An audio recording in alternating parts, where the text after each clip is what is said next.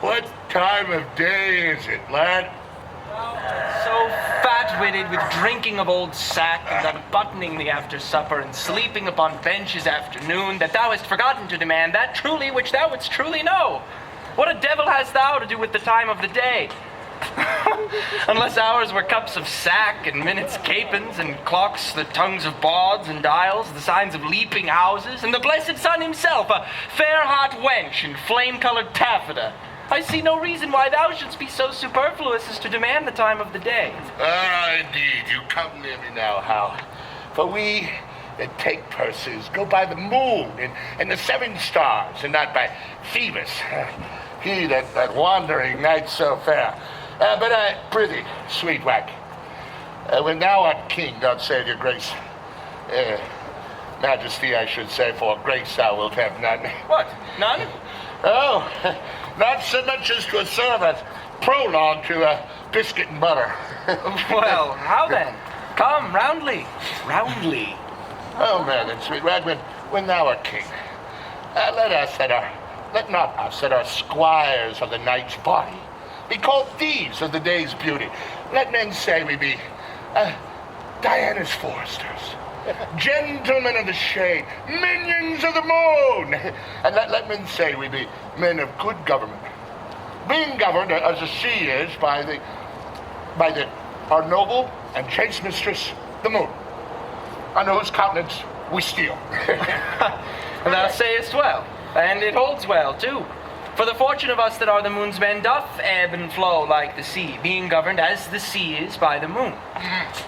As for proof now, a purse of gold, most resolutely snatched Monday evening and dissolutely spent Tuesday morning, got with swearing lay by and crying bring in, now in as low an ebb as the foot of the ladder, and in as high a flow as the ridge of the gallows.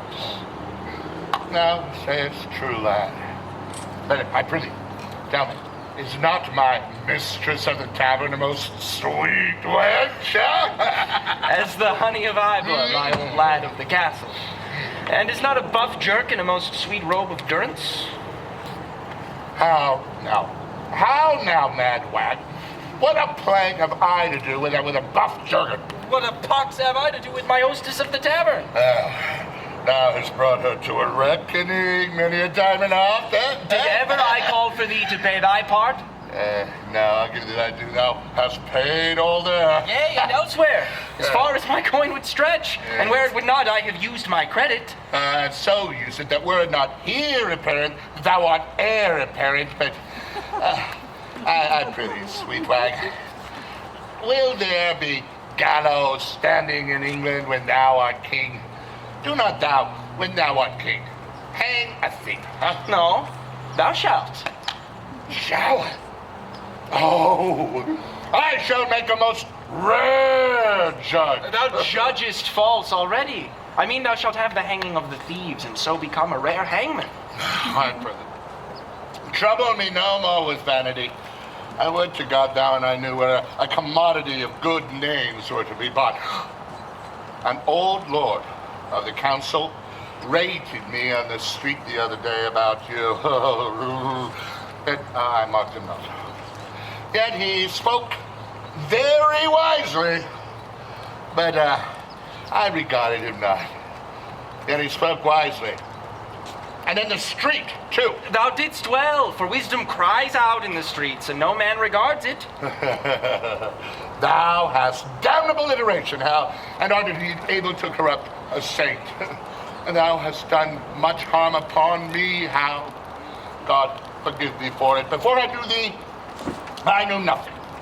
Now am I, if the man may speak truly, little better than one of the wicked. I must give over this life. And I will give it over by the Lord, and I do not call me a villain. Where shall we take tomorrow, Jack? Zounds! Where thou wilt I'll make one, and I do not call me villain and baffle me. I see a good amendment of life in thee, from praying to purse-taking. How? 'Tis my vocation, Hal.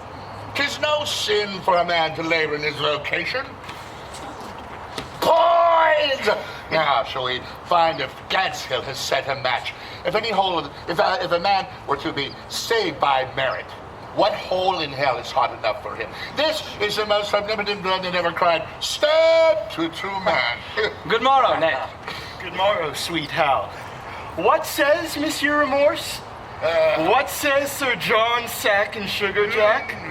How agrees the devil and thou about thy soul, that thou soldest him on Good Friday last for a cup of Madeira and a cold capon's leg? Sir John stands to his word, for he was never yet a breaker of proverbs. Oh. The devil shall have his bargain. Then art thou damned for keeping thy word with the devil? Else he had been damned for cousining the devil. But my lads, tomorrow morning by 4 o'clock early at Gadshill, there are traders riding to London with fat purses and pilgrims going to Canterbury with rich offerings. Yes. I have vizards for you all. You have horses for yourselves. Gadshill lies tonight in Rochester. I have bespoke supper tomorrow night in Eastcheap. We may do it as secure as sleep.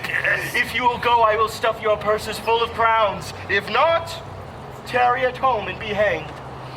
Here ye, Gedward. If I tarry at home and go not, I'll hang you for going. You will, Chops. Will thou make one howl? Who? I rob?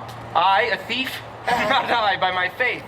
There's neither manhood, honesty, nor good fellowship in thee, nor came itself from the blood royal, if thou darest not stand for it. 10 shillings? Well, come what will, I'll tarry at home. Why then I'll prove a traitor when thou art king. I care not. I prithee, Sir John, leave the prince and me alone. I shall lay down such reasons for this adventure that he shall go. Well, God give you the power of persuasion, and him the ears for profiting. Farewell. Thou shalt find me in Eastcheap. Farewell, thou latter spring. Farewell.